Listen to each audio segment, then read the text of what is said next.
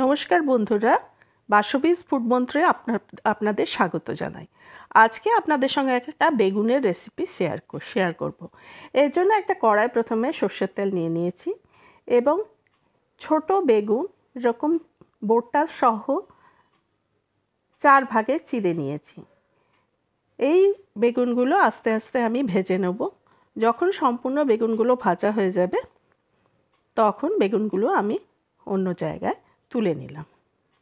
এবার একটা হাতার মধ্যে কিছুটা গোটা জিরে ড্রাই রোস্ট করলাম, ধনে গুঁড়ো ড্রাই রোস্ট করলাম, এছাড়া পপি সিড বা পোস্ত কিছুটা ড্রাই রোস্ট করে নিলাম।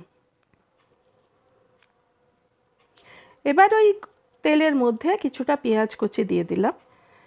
পেঁয়াজ কুচিটা একটু নুন দিয়ে ভাজতে শুরু করলাম এবং মোটামুটি যখন ভাজা হয়ে গেল তখন এর মধ্যে দিয়ে দিলাম আদার বাটা, কিছুটা আদা বাটা, কিছুটা রসুন বাটা।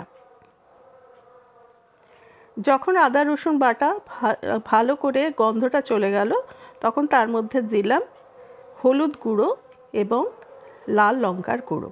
অবশ্য আমি কাশ্মীরি লঙ্কার গুঁড়ো ব্যবহার করেছি। এরপর ওইটা যখন বেশ ভালো করে মশলাটা জল দিয়ে কষা হয়ে গেল তখন তার মধ্যে ওই যে রোস্টেড জিনিসগুলো ছিল ওগুলোর একটা পেস্ট বানিয়ে আমি দিয়ে দিলাম। তার মধ্যে দিলাম 2 চামচ চিনি।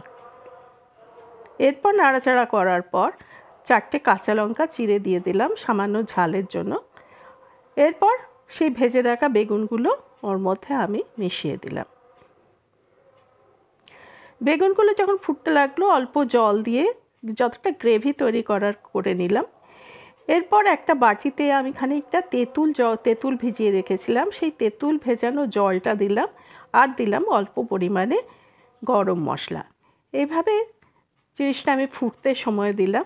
কিছুক্ষণ পর নাড়াচাড়া করার পর যখন দেখলাম মোটামুটি গ্রেভিটা তৈরি হয়ে গেছে আমি ঢাকা দিয়ে স্ট্যান্ডিং টাইমে রেখে দিলাম। এরপর তৈরি হয়ে গেল আমার সেই বেগুনের রেসিপি, যেটাকে আমি বলছি আচারি বেগুন। কারণ এটা আপনার ভাত, রুটি, নান, পরোটা সবার সঙ্গেই খেতে পারেন।